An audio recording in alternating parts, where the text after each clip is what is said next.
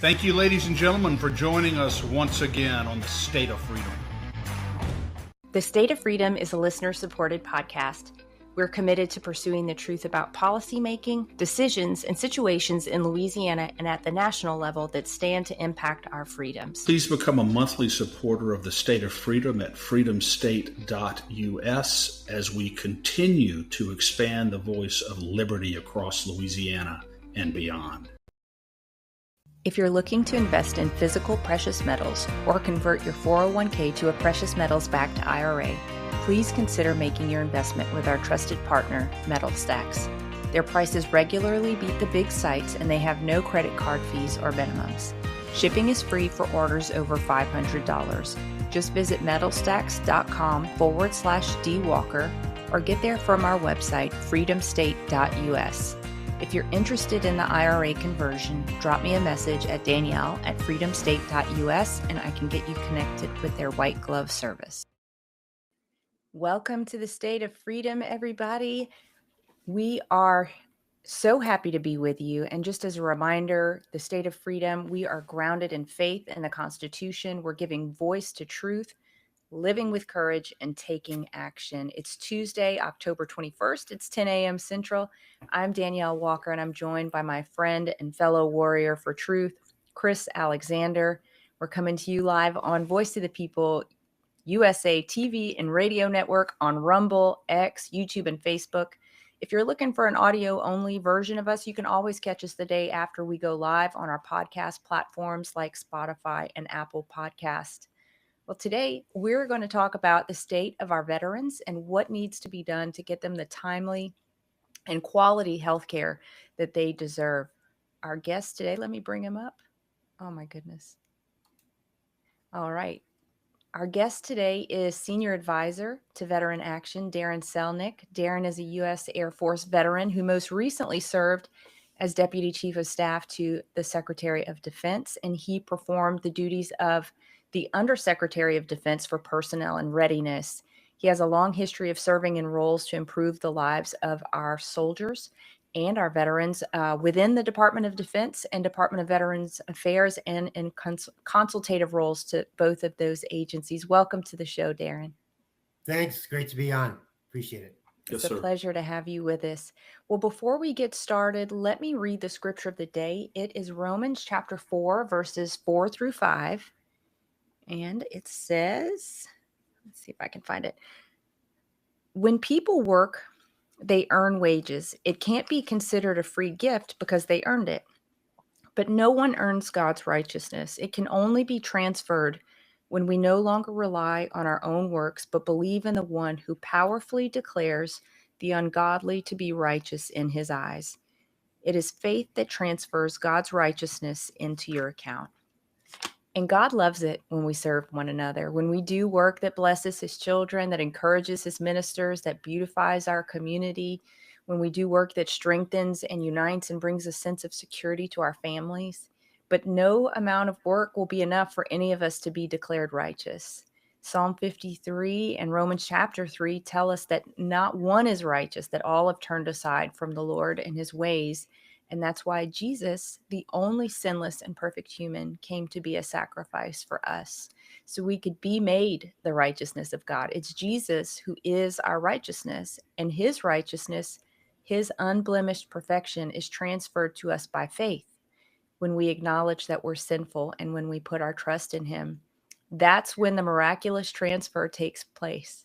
He receives our sin that he already paid the full price for, and we receive his righteousness and forgiveness that makes us whole. So my encouragement today is keep being a blessing, keep doing good work that honors the Lord, but fully and completely put your trust in him and his finished work on the cross, because that is what transforms you, and that's what brings eternal security. 100%, Danielle. That's exactly right. As you were praying there, as you were reading the scripture, I was thinking, the only reason why we have the freedom to pray on this show, the only reason why we have the freedom to worship in this country without government persecution, is because of our war heroes.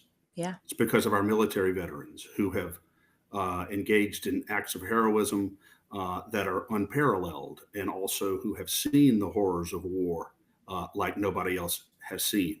Yeah. And yet, our Veterans Administration in the United States, unfortunately, too often treats them like second and third and fourth class citizens, and has been doing so for many, many years. And I think that it's an absolute disgrace. And I know that someone who is very concerned about that and works, constantly to improve the Veterans Administration as a consultant is our guest today, Darin Selnick, Captain Darin Selnick. Darin, thank you for joining us today on the State of Freedom, sir. Well, it's great to be here, and it's great to talk about a subject that I love and work so hard on. Yeah, you obviously are a military veteran, and and I'm sure that that's only one of the reasons why you have such a sensitivity to this issue. What did President Trump inherit from Biden with regard to the competency of the Veterans Administration?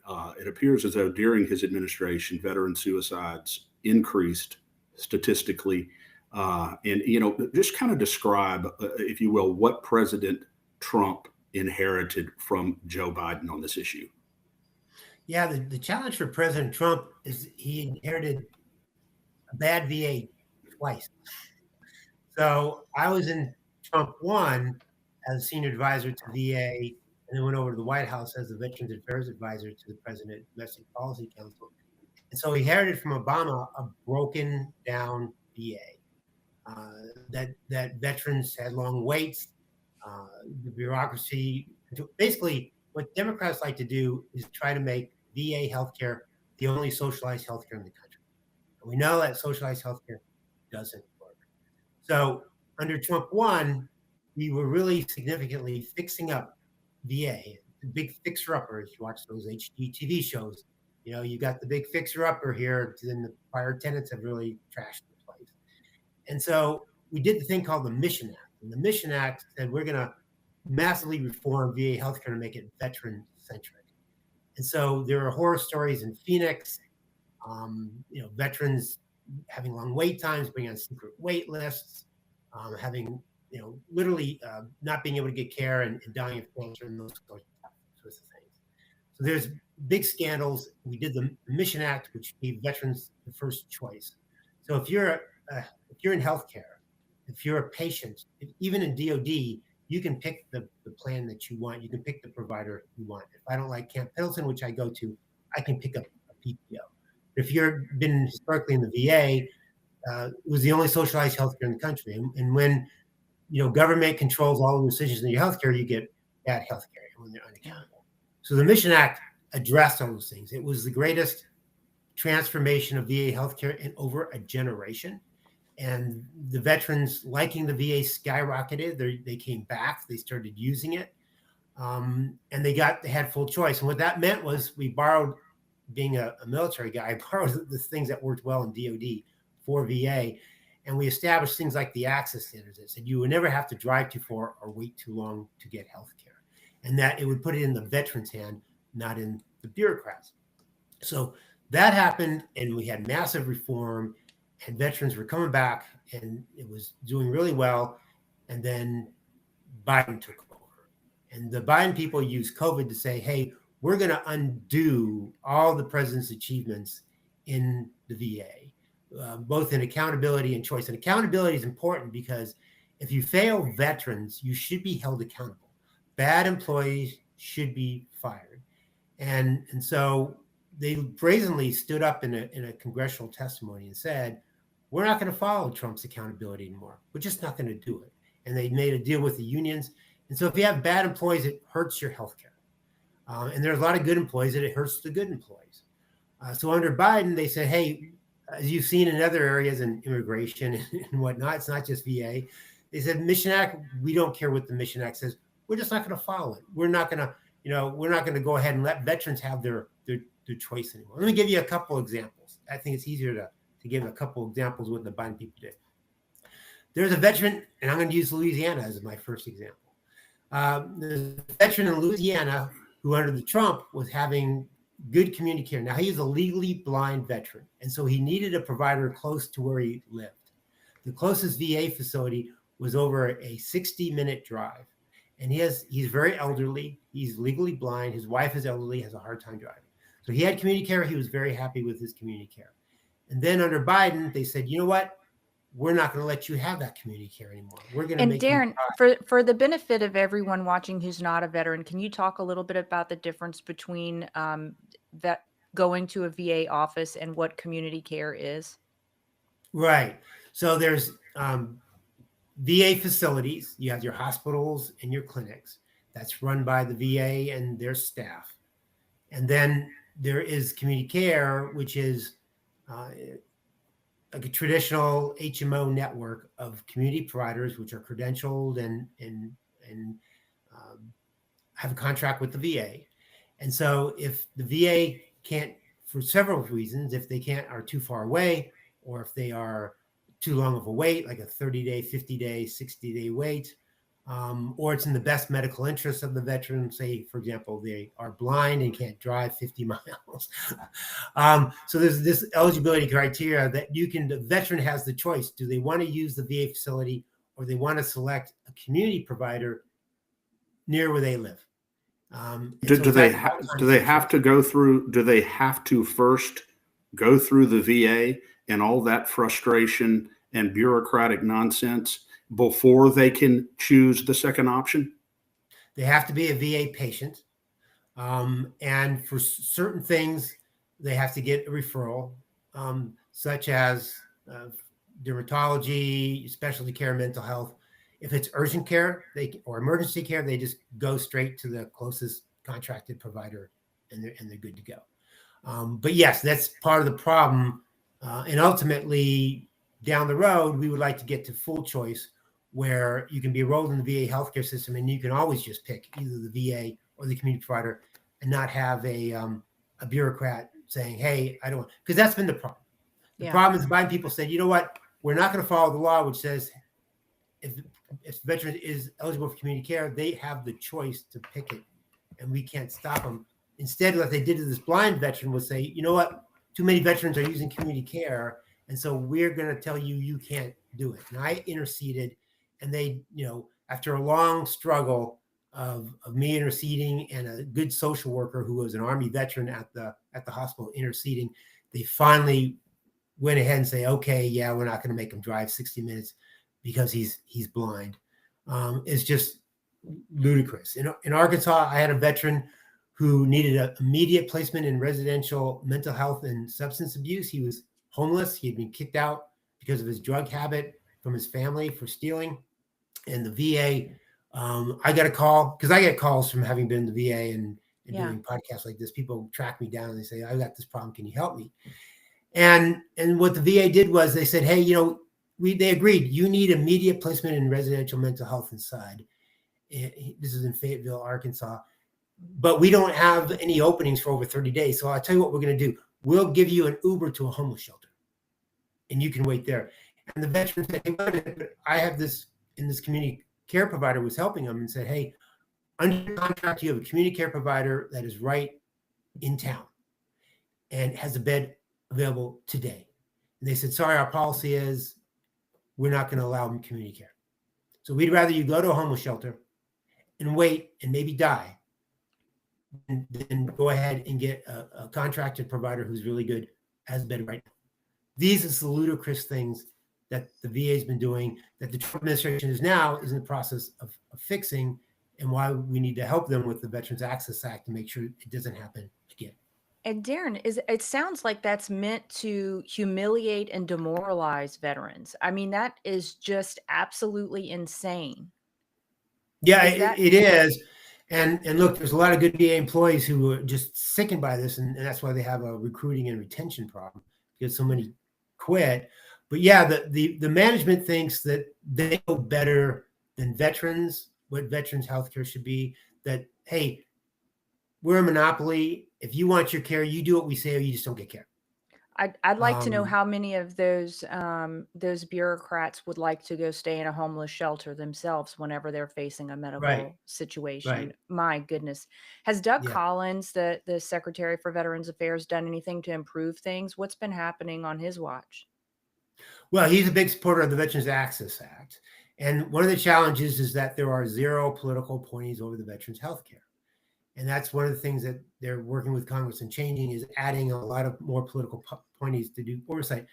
But there's only So, one political appointee, and that meaning is meaning in the entirety of the VA, Doug Collins is the only political no, appointee? no, there's only one political appointee for the Veterans Health Administration, Okay. which has Oh, one department. Okay. 400,000 employees Wow. and 6.4 million veterans who use it on average, and is the biggest integrated healthcare system in the country.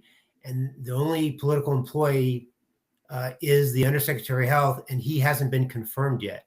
Oh my gosh. So, and I will tell you from experience, although there's a lot of good employees there, management is the problem. Yeah. And management has told me in the past, when I've worked in there, I worked in there under Bush as well. They have a theory and they have an attitude, which is we'll tell people like Doug Collins what they want to hear, and then we'll do what we want to do. Yeah. Because there's no oversight. Why can't Darin, can Doug Collins fire them? Well, he certainly he can if he can track down who's doing what. But Doug Collins is kind of a busy guy with a lot of other issues. Yeah. And so it has to be brought to his attention, which is why we need the political appointees to be actually get into VHA and start taking that thing over, and why we need work with Congress to get a lot more political appointees position. Because, and look, employees are in some ways bipartisan, that they hate everybody. They think they own VA healthcare, and everyone just needs to do what they can do, or they will outlast you. The Mission Act was a huge something that just really hurt their ability to do that, and they hated it. And they would try to sabotage it all the time. But having been in VA before, I knew all their tricks, and I would personally stop this sort of thing. And I personally came back from the White House to VA and implemented it for Secretary Wilkie. And so once again, I'm off the books, kind of advising on the side to my friends in there. Good guys. It's always tough when you're new to the VA. And it's tough when you don't have a team of political appointees. When I was at DOD, we had a whole big team. VA only has about 39, 40 political appointees for the second largest federal agency. DOD has over 300. So that's still a thin layer, but you can spread out and you can validate. And that's what they're in process of right now. So Doug Collins has issued some directives about, yes, you will provide the community care and those sorts of things, but it's hard to validate that it's happening. And we're getting reports from, like, especially mental health providers, that rogue administrators on their own are denying community care. Darin, and this is something that Chris and I were discussing before the show. I worked at the Department of Labor under Bush, and I can tell you the entrenched bureaucrats are not. This is the discussion Chris and I were having, that he was saying their ineptitude, and I was saying no. It's not just ineptitude. It is actually willful subversion of any progress. Any movement off the status quo will be met with defiance. That was my experience at the Department of Labor. Yeah, and that's what happens at VA, and it's the management layer, and they want to control everything. And they, matter of fact, the Biden people did a thing called the Red Team Report, and they said in the Red Team Report that was done by the careers with the cover of a couple ex-Undersecretary of Health, that community care was a threat. It was a threat to the facilities. And my answer to that is, then do a good job. I couldn't agree with you. That's 100% right. Yeah, do a good job. Right. You talked about the management layer, Darin. Are these managers or administrators in different VA regions throughout the country? Is that what that is? Yeah, it's the healthcare system. So it can be everything from the senior executive service, the medical center directors, the supervisors at the hospital, the chief medical officers. It's usually not any of the clinicians. It's usually not the nurses, because clinicians and nurses want their patients to be successful, and they don't want patients waiting 3, 4, 5, 6 months. As a matter of fact, a lot of my information I get for what's happening comes from doctors and nurses who track me down and say, we appreciated what you did in the Mission Act. It actually gave us the ability to make sure veterans got care in a timely manner. And then we've been ordered not to do it. And I've seen them punished. I've seen them sent to other medical centers as punishment. I've seen them disciplined. I've seen them quit out of disgust. And so the problem is with management, in their socialized healthcare, patients are a secondary thing. Their own personal pet projects, research, or whatever becomes the number one priority. It is so bad that VA is down to about 6 patients a day for a clinician to see. And in some areas, 3 or 4 patients a day. And so they always complain about not having staff. It's not they don't have enough staff. They don't have productivity, because when doctors and nurses say, hey, we would like to get back up to like 15 or 16 and see more patients to get our wait times down, they're saying, no. Don't ever say that again.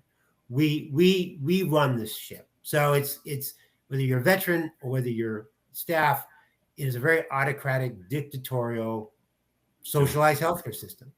It runs on control and not having information for the veterans to run it, which is why for veterans, VA has a thing called the reliance number. The reliance number is how much does a veteran patient use VA for their healthcare versus how much do they use their other health insurance. Yeah. And 84% of veterans have other health insurance.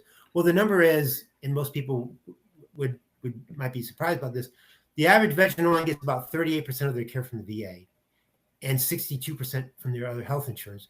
And VA is free to the veteran for the most part, a few co-pays here and there, no premiums.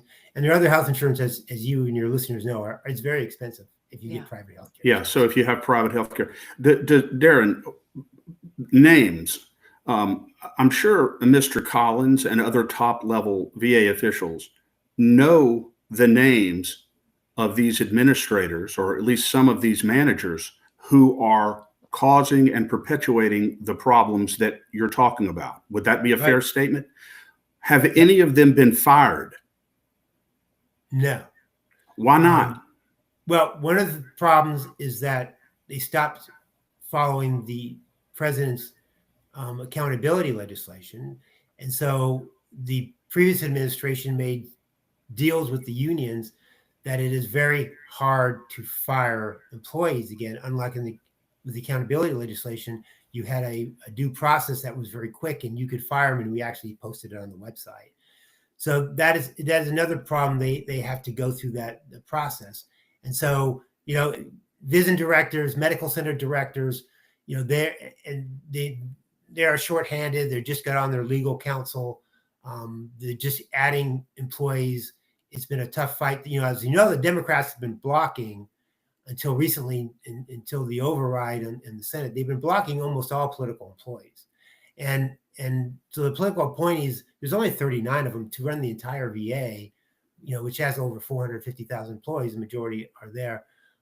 So they're in the process of identifying, and I talked to them off the side, and they're saying, hey, we are trying to get down the truth, because if you fire someone, you have to actually have some evidence of what to fire them. They're very good at hiding the evidence. But do we know who they are? Like Darin, it sounds like you've done a very good job of articulating the evidence. I mean, you wouldn't be on here talking about these horrendous issues if there wasn't data to support it.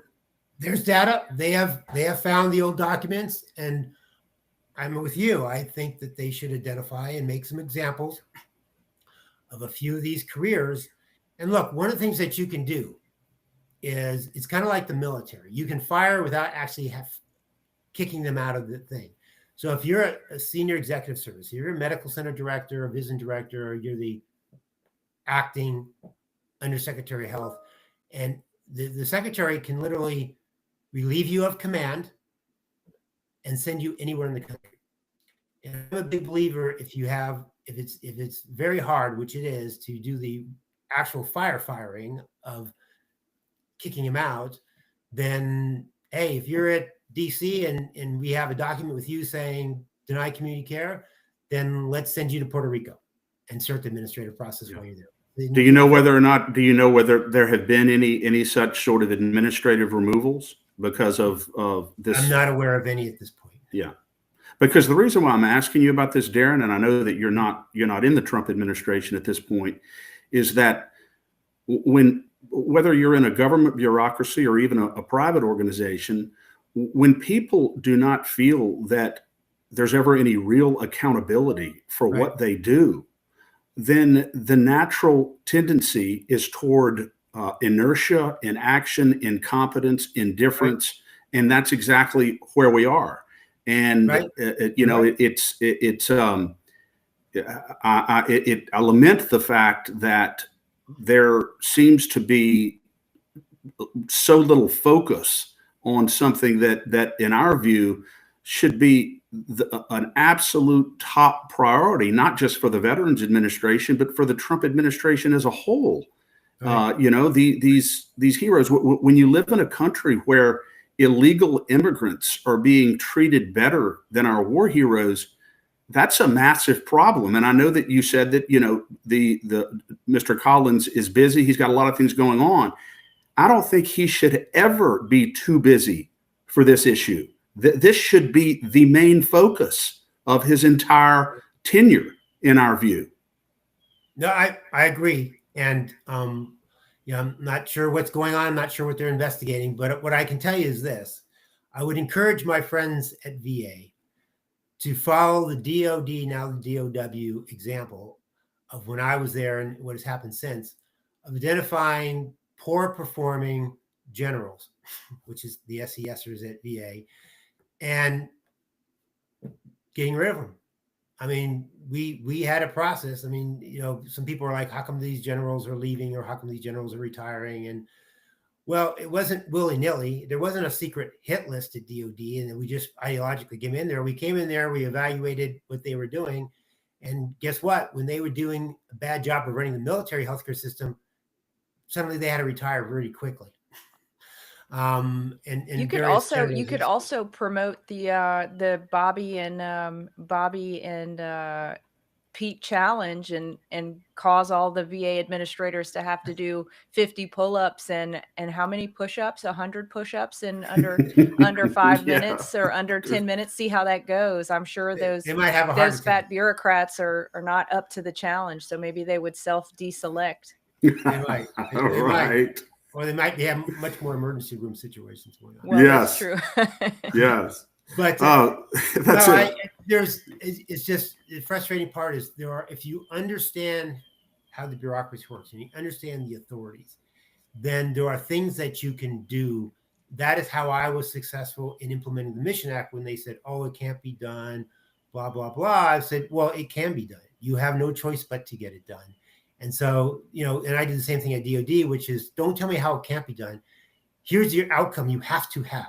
Now you will go back and tell me what you need to get it done, not how you can't get it done. Well said. Well said. And that's how we got the Mission Act done. And when I came back, it had been failing for 3 months. We got it done in 9 months. They said, you can't do it. I said, you will do it. So I was loved by a lot of VA employees, and I was hated by a lot of management. Who had a common reframe of Darin's always making me do this. And management would say, well, did he tell you the wrong thing to do? No, he was always right. But we just didn't like Darin telling us what to do. Were you getting it done? No, we were not getting it done. Well, then, too bad. You got to get it done. And so, we need more of that at the VA right now. We need the Veterans Access Act so that as our friends in VA get confirmed, get their hands around this and start making, start dealing with poor performing employees and what they're doing.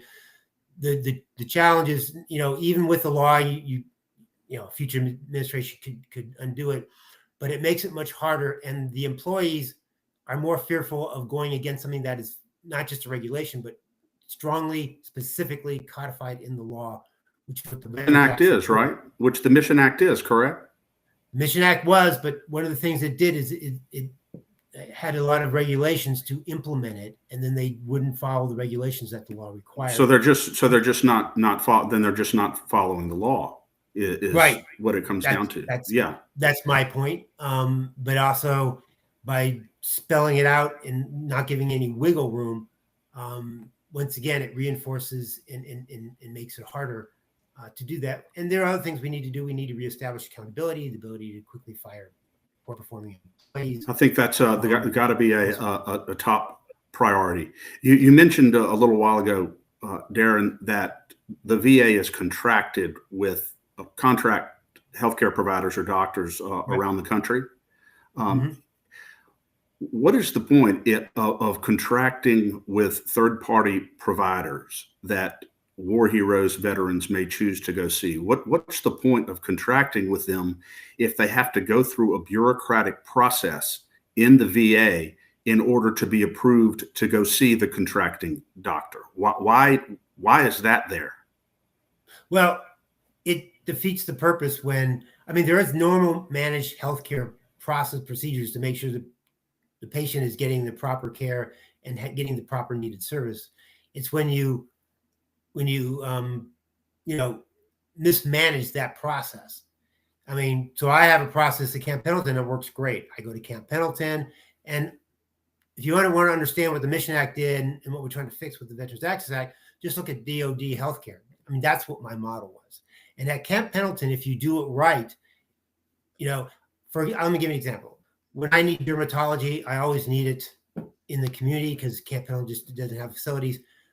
I go to my doctor. He simply puts it in the system in a day. I have it online. No problem. No bureaucrat trying to stop it. You need it. They've got algorithms. You get it. You go and do it. Good to go. At the VA, they don't let you have the technology. They don't let you know what's going on. They try to stop it. They've had secret referral coordination team panels to stop you. It's always, they spend more staff trying to stop you from getting care. So it is a self-defeating purpose. Why have this great network? And then at the same time, you got a bureaucracy that's always trying to sabotage that network, whether it is stopping veterans from getting their care or trying to make them claw them back when they haven't finished their care, or going ahead and not paying their claims on time, and those sorts of things. And it makes it very hard. I got to tell you, there's a lot of mental health providers and others that I know that have done scholarships to the veterans and don't get paid because they can't stand to see what happens to the veterans and aren't going to let them be at a homeless shelter. Wow. Darin, I want to go back for a second to what happened under the Biden administration, Right. where these bureaucrats were not following the law. Maybe were new regulations put in place under the Biden administration, or reframing of the regulations put in place? Because I'm wondering if that's the case, if they can be sued using the Chevron doctrine, Chris, saying that these agencies don't actually have the right to determine their own regulations, that the Congress has to spell it out specifically what it is they're meant to be doing. Right. Some of it is in paper. Like, for example, they created a new policy that went against the Mission Act and declared that the mental health access standards they didn't have to follow. That was put in a directive in policy. Most of the time, they're much sneakier than that. They just go ahead and write private memos, private directives. There's a document that the regional managers, division directors were sent from headquarters that basically said, as your performance report, if you want to get a good performance report and therefore a bonus, one of the goals in there was you had to reduce community care. And so there were several things on reducing community care. But yeah, they send the message, they send memos, they do policy directives. They actually had, I just found this out recently, they actually had a new draft regulation that they had sent to OMB in the Biden administration. Thank God President Trump won, because if he hadn't, this would have gone through OMB and would be out there today. That was going to basically undo the access standards, undue choice. So they were ready to pull the trigger. They were just waiting for the election to get over. And they so you have a situation here. Let me just say this. So you have a situation. What you're describing here, Darin. Right. You have a Veterans Affair whose regional administrators are either incompetent Right. or willfully, deliberately blocking access to real care. Yep. You have these community facilities that are set up that would provide the care with which the VA is contracted. And you're saying that the supervisors within the Veteran Affairs administrations are sending memos to their subordinates telling them that your promotion or your meritorious commendation, or whatever words you want to use, is dependent upon your reducing access to these community care facilities by the veterans? So you're getting promoted for blocking their access to care. Right. So you send it to the VISN directors and you say, this is what you need to do if you're going to get bonuses, good performance reports. And then, of course, once it's sent to the VISN directors, they control the medical center directors, and it rolls all downhill. We need to call for whistleblowers. Well, that's how I got, it was an employee who sent me the memo that went to the VISN directors. Working with another organization a number of years ago, Concerned Veterans for America, we did FOIA requests where I got all these documents that if you're going to tell people to do things the wrong way, you got to train them to do it the wrong way. So I got the training documents that showed how they were not doing accurate wait times so that they could deny eligibility requirements. They were literally training staff that do not tell veterans that they are eligible for community care unless they ask. And on and on and on. They had flow charts of, hey, if a veteran's already eligible for care and they want the care, you're going to go ahead and review that, and you're going to decide whether or not you think it's appropriate for them to get that care, even though it's already been deemed appropriate, it's already been deemed medically, clinically necessary, and the veteran already wants it, they're already out. So you can overturn the law with your own secret panel. And yet, even in that situation, with that type of absolutely egregious, really quasi-criminal conduct, right, that's not grounds for immediate termination. I think it should be. I agree. No, you would certainly think that it would be. Yeah, you got to get, you got to get boots on the ground, so to speak. You got to have the careers aren't going to do this to themselves. Sure. What do you think the reason is, Darin? Why do you think it is that there's this prevailing institutional attitude in the VA? I mean, presumably these are American citizens. Presumably they're fundamentally decent people, and they're dealing with some of the most heroic individuals that they'll ever meet in their lives. They're dealing who have been traumatized and scarred in their lives in ways that these bureaucrats could never even imagine. Why do you think that there is not more sympathy, more sensitivity to these soldiers? I don't understand it. Well, most of them are not veterans themselves, management level. So it's true that close to 30% of all employees are veterans, but that's not the case for the management level. And so there are a small minority of management. I mean, I have a good friend who's a retired Army colonel who is a medical center director, and that medical center director, he runs that particular hospital and follows the Mission Act, but he is the vast minority. The vast majority are people that start off at low-level employees and through favors and friendships and whatever, got themselves continually promoted until they became the medical center directors and whatnot. So you have a monopoly and you have no accountability. Now think about any monopoly with no accountability. Yeah. You would see the same thing. And so they want to protect what they have and money and power and employees and control. And so they hire people that are like that. And that just, and I can understand them wanting to protect their monopoly and protect their control. Right. I understand that. And I understand how that could breed a certain level of inefficiency and incompetence when you don't have any competition. But what I'm asking about right now is this willful hostility toward veterans, toward military veterans. I don't understand where that comes from. Yeah, it's kind of a downward cycle culture that has developed in the last 20 years of that reinforces itself of a particular mindset. It is really, really disturbing.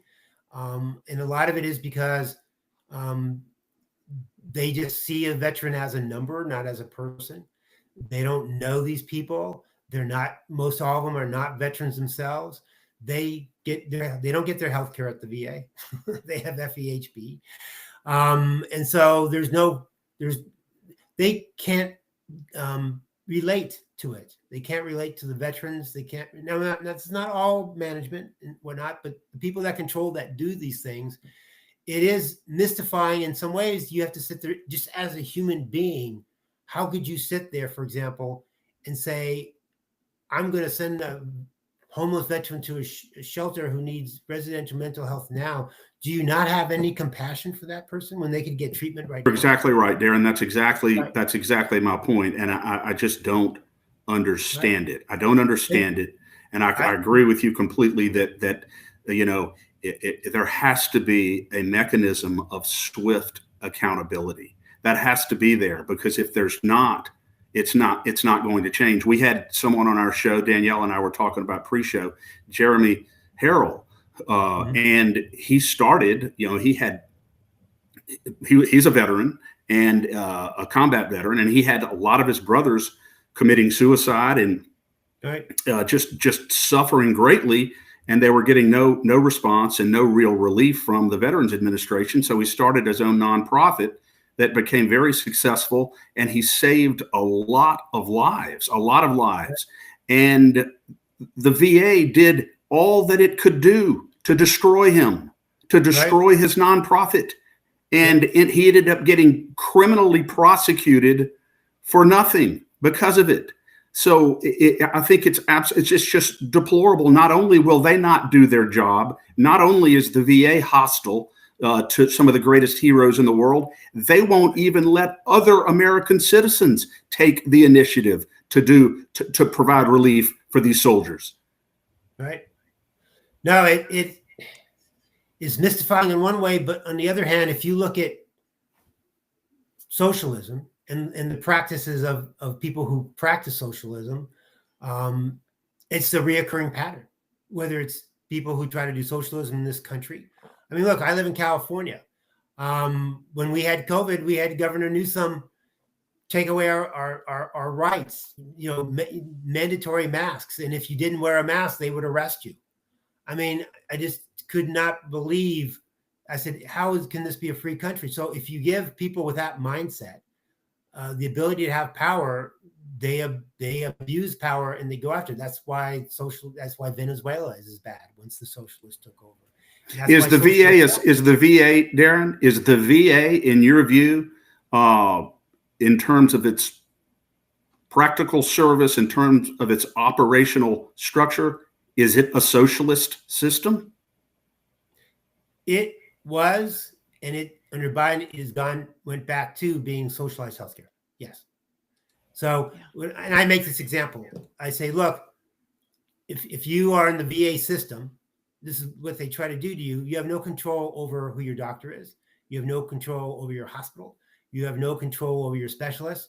You either do what they tell you to do, you wait and go where they want to, and if you complain, they have a process to ostracize you and kick you out of the medical center. I've had veterans who have complained loudly to management, and they were given a letter saying that you will go to counseling, which I call re-education camp, or you will not be allowed in the medical center. Or I've had veterans who have been told that, hey, you said a cuss word because when you were being mistreated, and you can only go to the medical center if you are our VA police escort you, sort of things. Yeah, they at the extremes, they have very totalitarian dictatorship ways that goes. And one of the things that I've drafted up, I really haven't shared much. I think I need to share this with Market Veteran Action and start pushing, was with a friend of mine created a Veterans Bill of Rights. I think we need to have a Veterans Bill of Rights so veterans know their rights and are accountable. And one of the other thwe're talking about, which is not part of the Veterans Access Act, is, hey, if people don't follow the law and there are, veterans die or negative health consequences and stuff like that, shouldn't there be criminal liability? There Not just absolutely suing, should but be. criminal liability, because that's one of the accountability issues that isn't there. They can do whatever they want, and they can deny you care, and a veteran could commit suicide because they couldn't get the care, or they could wait 5 months to get their cancer treatment and then be told too late. You Too waited late. 5 months. Yeah. And this also happened, has happened a good number of times where veterans were diagnosed with cancer, didn't get treatment for 8 months because VA kept canceling and rescheduling, and then they were told too late. They And then they can foreclose, and then they can foreclose even, Right. so they can treat you like garbage, and then even foreclose your opportunity to seek meaningful redress for the way that you've been treated. So they don't even have to be bothered with a complaint. Right. And about the only thing you can do right now under existing law is medical malpractice, which is tough and which most lawyers won't take because there's 1,000 VA lawyers, and lawyers are like, hey, what's the chance we're going to win when they have this big body of lawyers? 1,000 VA lawyers, they can pay 1,000 VA lawyers hundreds of thousands of dollars, if not millions of dollars, but they can't to defend their incompetence, but they can't treat our veterans any better than this. Right. That is a sad state of affair that this administration is in the process of fixing again. And Darin, when we spoke yesterday, two things come to mind when we're talking about accountability and culpability. One of them is if you think about how children are there's a whole system in place for educators, for different members of society. If they see a child being abused or harmed or neglected in any way, they're called mandatory reporters. You have a responsibility, and if you neglect that responsibility, you can be held criminally liable. Similarly, one example we talked about yesterday, if you're flying a plane and people are killed, there is you're responsible for that. But if you're the air traffic controller, which in my mind is these administrators, they are also criminally liable for causing problems or for crashing planes. These people are destroying people's lives, and they need to be held liable. One thing would you tell us a little bit, just outline for us what you're trying to achieve with this veterans bill that you are hoping to see passed before Veterans Day? Right. So it's called the Veterans Access Act. Is Chairman Boston, the House Veterans Affairs Committee, is the sponsor of it there. Senator Moran, chairman of the Senate Veterans Affairs Committee, is the sponsor. My side name for it is the Fix Mission Act bill because I helped provide technical assistance on creation of that and went with staff on what's everything that Biden's broken, how do we fix it? So, for example, in the Mission Act, it said, hey, create the access standards. We'd never had any, so it was put in a regulation. They've been proven out over the last 6 years as being very good. Even the Biden administration couldn't find fault with those access standards in reviewing them. So we want those codified in the law so that they can't do what the Biden administration was going to try to do, which was do a new regulation to go ahead and basically make it so you don't really have any access standards anymore. And the bureaucrats would have legally all control. So we want to codify, we want to put in law those access standards so that they're permanent and no future Biden administration can tamper with them. We want to also make it crystal clear and exactly to the point so there's no dancing around it anymore, that if a veteran is eligible for community care, you will tell them. You will tell them, and you will tell them within 72 hours that they're eligible so they can make the decision. If you deny a veteran community care, you will tell them, because right now they don't tell them. And there's an appeal process the Mission Act provided.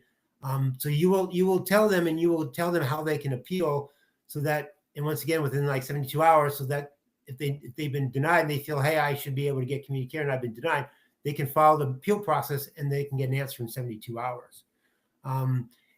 VA doesn't have, like DOD or most healthcare systems, you cannot track, you don't get an EOB, an estimation of benefits. So you don't actually know how much you owe if you see a community care provider, if you owe a copayment or not. You should be able to go online and get that. You should be able to go online and track your authorization. So if you're eligible, where's my authorization? You should be able to track that and be able to do like I can do in Camp Pendleton. I can pick any provider I want. I can change it online. I don't even have to call anybody. So we should have these self-service functions as well. A veteran is eligible if a veteran is enrolled in Veterans Affairs. He's enrolled in the Veterans Affairs Administration. Why should he have to seek approval from the Veterans Administration to go get this contracted care at their expense? Why shouldn't he be able to go see the contracted doctor, and perhaps the doctor does a report? Here's his condition. Here's the issue. It's military related. Send it to the VA and let the VA take care of it.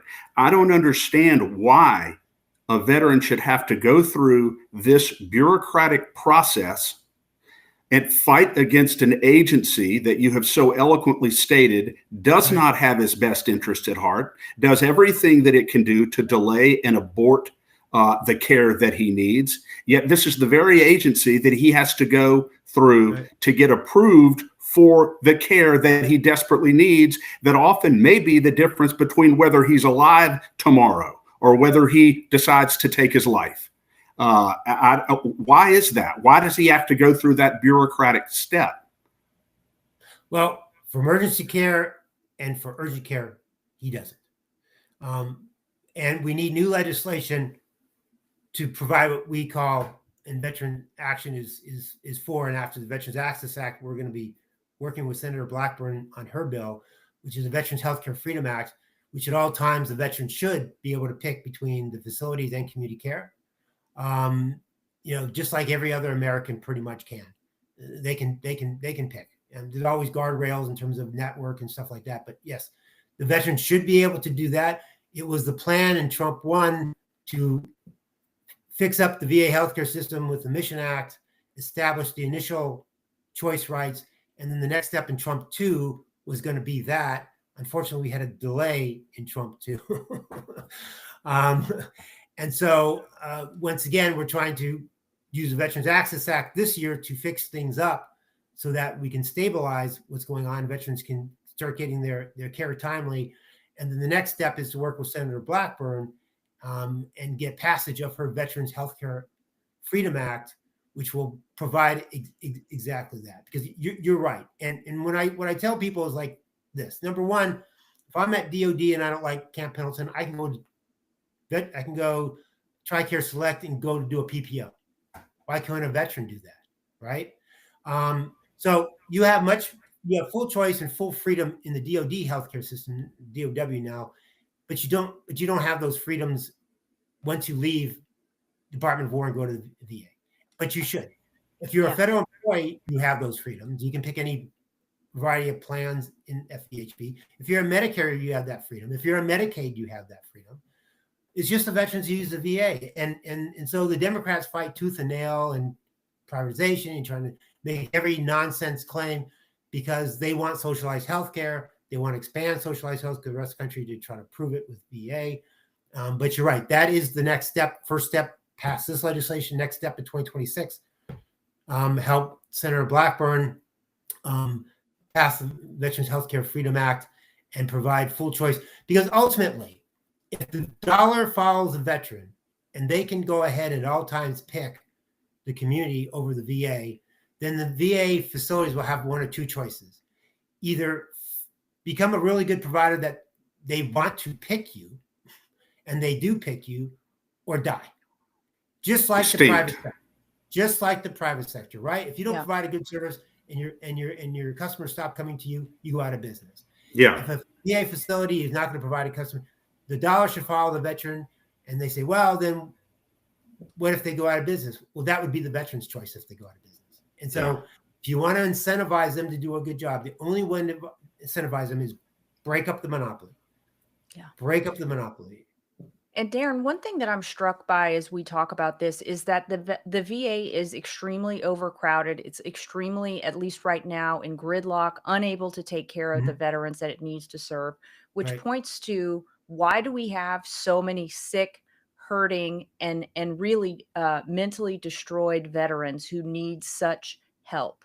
Is there any push within this administration, within the Department of Defense, to create healthier warriors, not just physically healthier warriors, mentally healthier warriors? Because if the soldiers come out of service in a healthier place, they're able to live a more meaningful, more fulfilling life, and it's going to take pressure off of the system. So to me, it starts while they're still in service.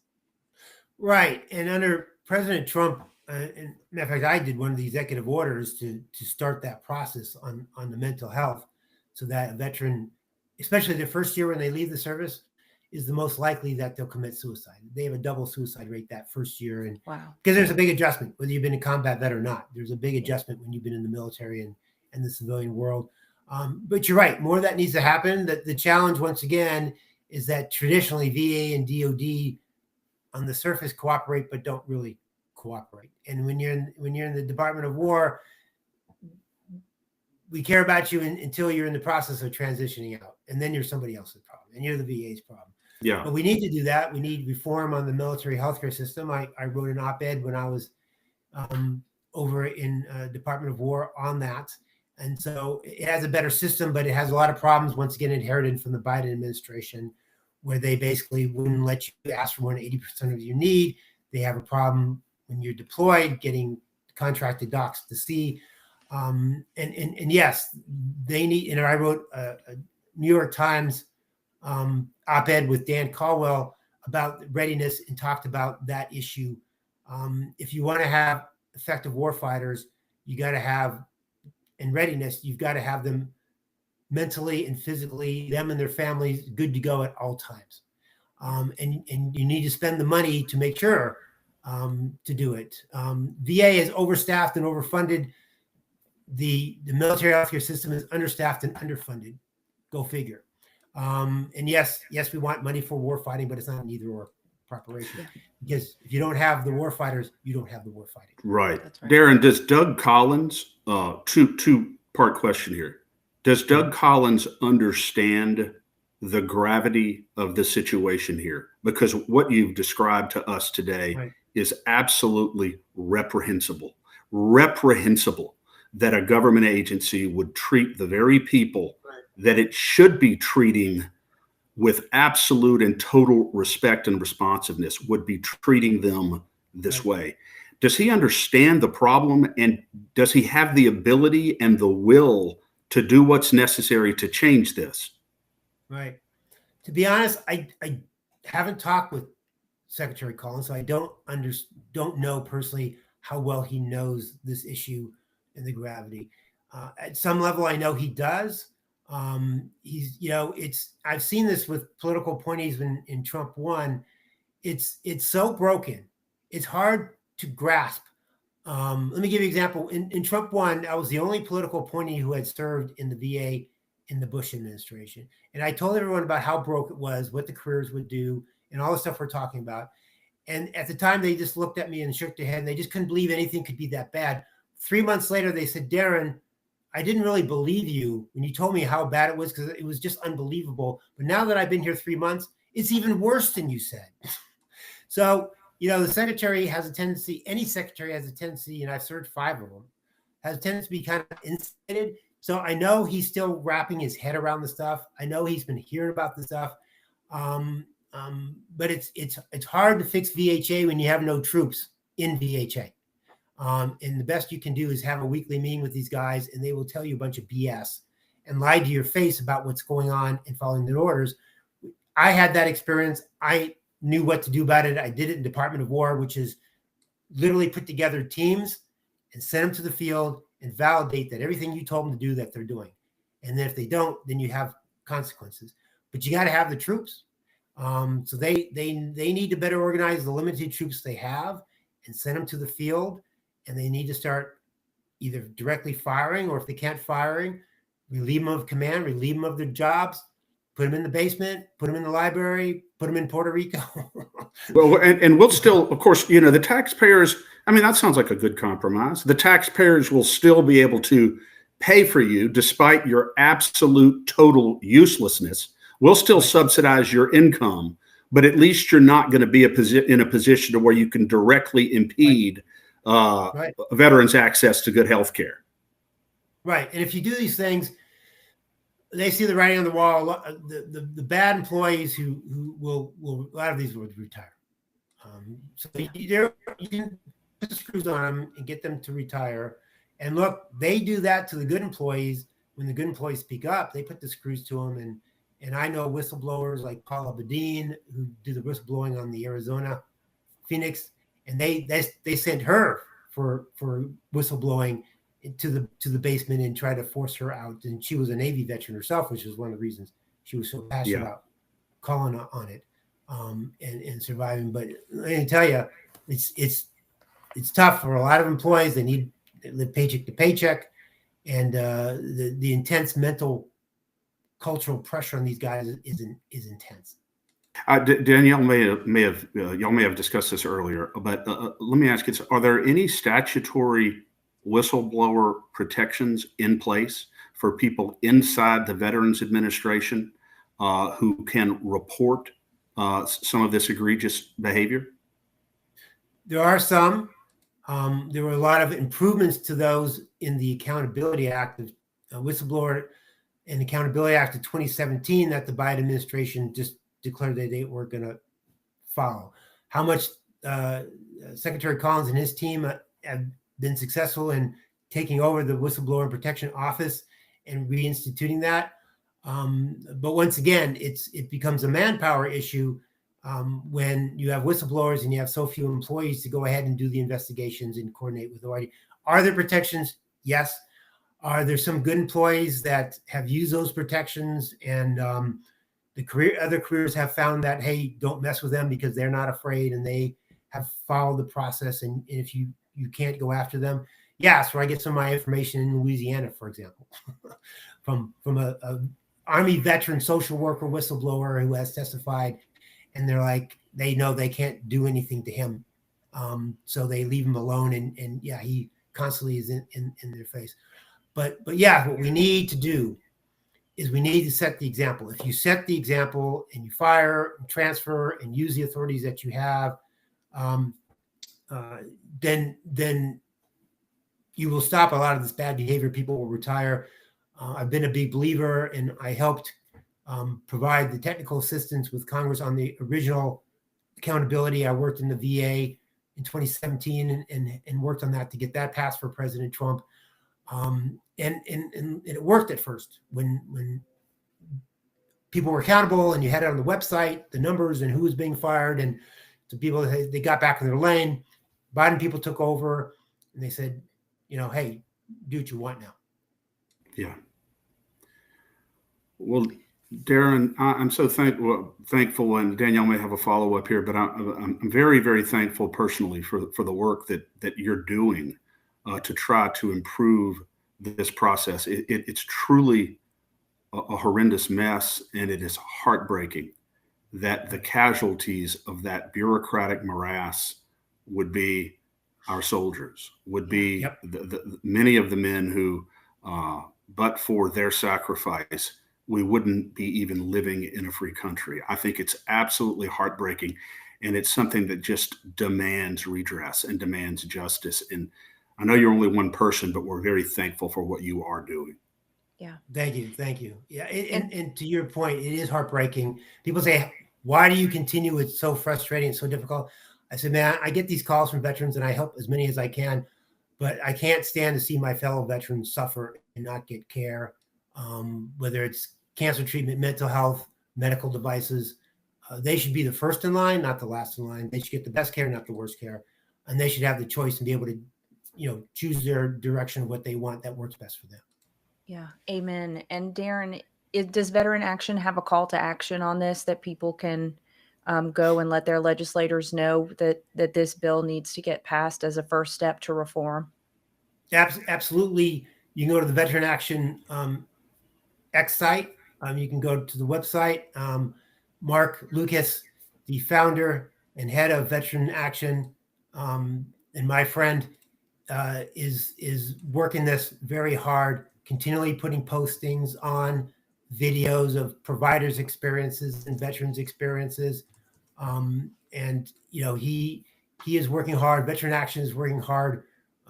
We have met with the White House on this. We have met with the committee staff and whatnot, and we are pushing hard. And he's developing media and videos that highlight this, because most people just don't know, and so that's where the videos are important, and spreading the word.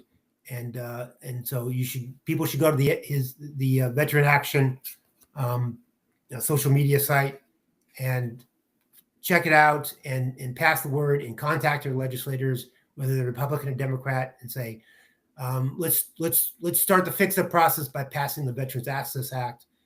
No more politics, no more ideology. Let's just take care of our veterans, and then after we get that done, we'll work on the full choice with Senator Blackburn's bill, and go forward with that. Is there any resistance, Darin, that you're aware of? Let's just say among Republicans in the Congress, and in the Senate to this. Why would there be resistance to this? There is no resistance among Republicans. The resistance is, sadly to say, it's there's a few co-sponsors on the Democrat side, mostly in red states, like in Mississippi. But most of it, and I experienced this in Mission Act, is just ideological. It's like, if Republicans are in favor, we don't even have to know what it is. We're just opposed. If Trump's in favor, then we don't want Trump to have a win. Yeah. Nancy Pelosi was What a disgrace. Nancy Pelosi told us to Chairman Rowe at the time, I'm not opposed to the Mission Act because I'm actually against the Mission Act. I just don't want Trump to have a win. What And a that sick is a woman. very sad state of affairs when people are just ideological. Veterans, of all things, used to be a bipartisan issue. And for the most part, it's not, because the veterans have just gone off the edge and they just oppose it just to oppose it. Yeah. Well, thank you for shining the light, sir. And thank you for taking the time to be with us today. Keep up your hard work. Thank you so much. Thanks for having me, and appreciate your audience for tuning in and spreading the word. God Yeah, bless you, sir. absolutely, Darin. And we'll be amplifying this message on our X page, and we'll be sent so people will know where the Veteran Action X page is. Thanks. Thank you Awesome. so much. Yeah, Much God bless. We'll talk to you soon. Thank you. God bless. Thank you. Chris, what a disgusting, absolutely insane problem that we're facing with the VA. I mean, as I think back, and I know we talked about this, I reflect on my time as an intern and a young employee at the Department of Labor during the Bush administration. It's just astounding to me that the bureaucrats would do that in a way that impacts people's lives. I mean, we're not talking about pushing paper here. These are people's lives that they're holding in their hands. And it's just astonishing that people would be so, not just careless, but like we talked about, I mean, absolutely defiant because they don't want to do their job. My emotions right now, Danielle, are a perfect mix between sadness and heartbreak and visceral and extreme anger. Yeah. About this. This is the reason why people hate the government. Yeah. This is a textbook example of why the government does nothing well, why people don't trust the government, why people hate the government. We're talking about an agency here. I don't even know what the annual budget of the VA is, but I'm sure it's staggering, I'm sure. And it's all going to pay these bureaucrats and these administrators in the VA who are not only failing to respond to the urgent needs of our war heroes and our military veterans, they are actively sabotaging their ability to get well. Yeah. And they're even I almost fell off of my chair when Darin said that supervisors within the VA reward their subordinates for reducing and denying veterans' requests to get contract care from other doctors. Yeah. So they can keep them in this house of horrors, which is exactly what it is. It's a house of horrors. And, I resisted the urge to get angry on the show today when Darin said, and I know he didn't mean anything by this, when he said that, Doug Collins has a lot of other issues he's dealing with. I don't think there's no more important issue for Doug Collins to be dealing with than this issue. There are military veterans in the United States today, right now, who are probably about to kill themselves because they're being demoralized and crushed into the ground by the Veterans Administration in the United States of America. And they'll be dead tomorrow because of it. There is no higher priority for Doug Collins than to make sure. And it also, it stuns me that with all the data that Darin presented to us today about what's going on inside the VA, that Doug Collins doesn't have the absolute authority to fire these people, to fire them directly.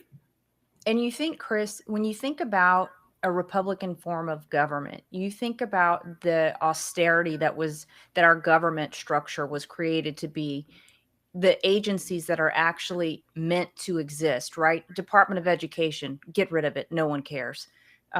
There's tons of agencies. The IRS, please get rid of it. No one wants it anyway. There are agency after agency after agency that needs to be shrunk down or destroyed completely. The Veterans Affairs Agency is a mandate, is a responsibility of our government, of the people, to those who fought and served to defend and protect her. So I don't understand why this agency that has been, extremely well funded and extraordinarily poorly managed, it is in a position that, I know why it's in the position it's in, because this is the direction of government, right? This is just the direction of bloating, bureaucracy, lack of accountability. And this is what happens when your mandate is completely rudderless. It's time for someone to come in with a strong mandate. It's time for someone to come in and start firing people. I couldn't agree. I could not agree with you more. I was a little concerned, and that's so well said, Danielle. I was concerned when I asked Darin directly, does Doug Collins know what is going on, the severity of this problem, and does he have the will and the backbone to do something about it, to make meaningful changes? And he did not. He said he didn't know. He hopes so, but he doesn't know for sure. Does it not stun you that the head of the Veterans Administration does not know and does not have the data in front of him to be able to see how absolutely incompetent and hostile his agency is, and how the effect that it's having on our veterans? Why would he not know this? Well, because it's almost impossible to know as an outsider coming in. This is one thing you and I talked about off air. He's coming into a hostile agency. He is the one person, one of the very few people that's been put in a position to clean this place up. Well, whenever you are the one person coming into this hostile agency, and they are, they're basically like some kind of bacteria trying to hide their malfeasance, trying to hold on to the status quo in a very parasitic manner. They're going out of their way to the bureaucrats in our government agencies, by and large, go out of their way to completely defend and protect the status quo, defend and protect their comfort, defend and protect their processes and their ideology. They're not operating in a way that makes it very clean cut for any outsider coming in to understand what's going on. Darin even mentioned that whenever he got in there, they would lie to his face. So you have to have, I agree with him. You have to have people who are willing to dig in and do the due diligence, and then they have to have the authority to terminate people. Well, I don't, Danielle. I don't. I can appreciate what you're saying, but I don't. I don't accept that. Yeah, I don't believe that Doug Collins inherited a more corrupt, bureaucratic, bloated agency than Robert F. Kennedy Jr. inherited with Department of Health and Human Services. I don't believe that he inherited a more corrupt, politically correct, or more of a cesspool than Pete Hegseth inherited with the Department of Defense. I don't believe that that's an excuse. That's not an excuse. And if you know what's going on, including the fact that maybe these things aren't being reported, he needs to. He needs to be terminating or putting on administrative leave these regional administrators all over the country. The bottom line is they are not treating this issue with the urgency that it needs to be treated with. If Doug Collins' son had suffered war injury or was scarred by and traumatized by war, and he were on the verge of committing suicide, or he was wandering around on the streets and living under a bridge, do you think this would be a tremendous priority for Doug Collins? Well, I don't disagree with you, Chris. I'm not trying to give him a pass, but I did hear it when Darin said that he has the least political appointees of any agency. So he has the least members on his team that have his back of any agency. And that's just a tough spot to be in. Now, I will say, and this is something we talked about, I haven't heard Doug Collins speak up in any of these cabinet meetings. I don't know anything about what he's doing. Now, maybe it's not something that I've been looking for, but I have not heard very much from him. So I pray that he is doing what it takes and positioning, trying to get the people into place to do what needs to be done. But I can say it sounds like Darin's not sure of that. And if he's not sure of it, I certainly can't be sure of it. Yeah, that's a good point. That's a very good point. It is the entire bureaucratic structure of the Veterans Administration is pitted against Doug Collins and pitted against anybody, I think, who wants to institute real reform and real accountability. No doubt about that. So, and look, I'll tell you one other thing, Chris. I would be so pleased. You know what? If they would go in and just fire way more people than they need to, why not? Why not just fire more people than you need to fire, so that way you can build back in a way that's going to be healthy and provide the kind of care and access that people deserve. If you get it wrong, if you fire some good people, so what? It happens every single day in corporate America. Yeah. I mean, if they just fired 50 or 100 that they hire, maybe we would be in better shape. Who knows? But I cannot think of any issue, Danielle, that evokes such emotion and anger in me. That the very agency that is supposed to be serving and protecting and healing these men and women are destroying their lives. And I guarantee you there is a direct link between the way many of these soldiers have been treated by the VA and their ultimate decision to kill themselves. There's no question about it. And you have people like Jeremy Harrell and others out there, Boone Cutler, who are doing so much good, and the VA tries to destroy them. They can't just say, look, I know we're incompetent, and we don't like veterans for whatever reason, but you know what? Let's at least be decent enough not to try to cut the legs out from under other nonprofit organizations who really are trying to fill the vacuum left by our black morass of incompetence and hostility in this agency. Let's at least leave them alone. But they can't even do that. Yeah. They want to, If you think about them going after outsiders that way, imagine what it's like to be a good person, a good on the inside, honorable person on the inside. It's just that bad. They are that vicious. Yeah, that's an excellent point. And again, Danielle, just for me to round out here, This is the very reason why Thomas Jefferson said we have to have a government that is simple and frugal and accountable. Yeah. That's what Thomas Jefferson said. And this is just the opposite of what he prescribed and recommended. And look at the result of it.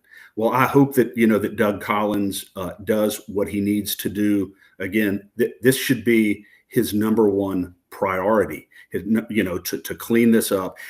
Because right now, Danielle, because of all this incompetence in the VA, what did he say? 68, 65%, 66% of these veterans are having to get private insurance that they're having to pay for.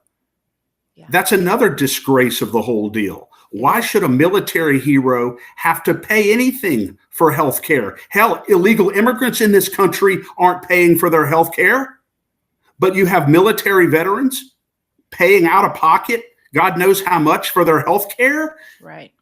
That's a disgrace, an absolute disgrace. Yeah, it's worse than a disgrace. I agree with you. Anyway, I know people, the reason why I'm emotional about this is because I know guys who are suffering tremendously because of the incompetence in the VA. And it's just an issue that resonates with me for that reason. Not only because I know these guys personally, but just because it is so fundamentally unjust. And that's it for me. Yeah, it is. It's absolutely unjust, Chris. And I'm just grateful that we had an opportunity to give voice to this issue today. I think it's an under-spoken about issue. It's an under recognized issue, and one that we need to amplify. So we'll encourage everyone to go to veteranaction.org and take action. Let your legislators know that you believe that our veterans deserve better, and you expect them to vote in a way that reflects that. Absolutely. And just one announcement. Tomorrow I'll be back on For the Love of Freedom, 10 a.m. Central. And I will have Praying Medic back with me for what's proving to be, I think it will be a very fun show. We're going to talk about the precious metals market. We're going to talk about peace in the Middle East. And we're going to be talking about some of the memes that are coming out of the Trump administration to destroy the left. So I think it'll be a fun show tomorrow. So please tune in for that, if you will. Yes, and continue to support the State of Freedom. We love you, and we are your voice, and will continue to be your voice, especially and including the voice of our military heroes who are struggling and dying because of the incompetence of our government. And we're going to continue to plead their cause. Freedomstate.us. Also support LACAG. I think, Danielle, maybe there are some things that can be done on the state level that we can explore in order to provide relief for our military veterans. Yeah. So God bless. And one more thing, Chris, I'm sorry. And I also want to mention just about our show on Thursday. On Thursday, we will have Theodis Daniel with us. He is a congressional candidate running for Texas's 18th district, and he is the father of DJ Daniel, the I call the youngest or the hardest working law enforcement agent in the country. He's the 13-year-old little boy that that President Trump called out at the State of the Union address. He has had 13 brain surgeries, an amazing young man. And what a beautiful testament to resilience and courage. Their whole family is just beautiful. So we are really looking forward to having him on Thursday, hearing about his candidacy and hearing about what he believes he can bring to the table for the state of Texas. The young boy, Danielle, the young boy who President Trump introduced, and the Democrats refused to stand up and acknowledge the young boy with brain cancer who's showing such courage. In my view, they're on the same level with the VA bureaucrats. The same level with the VA bureaucrats. That degree of black-heartedness and selfishness is just extraordinary. We'll end on a high note here, but because we have a lot to be thankful for, but that's where I stand on it. And God bless you, Danielle. It's always a pleasure being with you. And I thank God that we have the voice of the State of Freedom. Yeah, me too. God bless you, Chris. You too.